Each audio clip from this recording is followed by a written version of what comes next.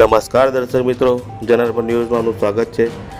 ગઈકાલે વાઘોડિયાના રોસ્તમપુરા ગામ પાસે ડુંગરમાં માનવ કંકાલ દેખાઈ આવ્યો હતો। પશુ ચરાવવા ગયેલ પશુપાલકોને હાડપિંજર જણાઈ આવતા આ વાત વાયુવેગે ગામમાં પ્રસરી હતી। માનવ શરીરના હાડપિંજર માત્ર કપડાં જ દેખાઈ આવ્યા હતા। ડુંગર નજીકમાં આવેલ રોસ્તમપુરા ગામમાં આશરે 23 વર્ષીય યુવાન 30 દિવસ પહેલા ગુમ થયો હતો। શરીર પરના પહેરેલા કપડાં પરથી યુવાનની ઓળખ થઈ હતી। બીજી બાજુ વાઘોડિયા પોલીસને જાણ કરવામાં આવી હતી।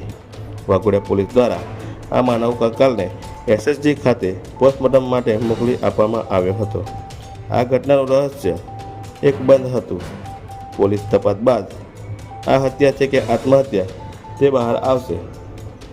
રિપોર્ટર પંકજ વસાવા સાથે જનાર્પણ ન્યૂઝ, વાઘોડિયા।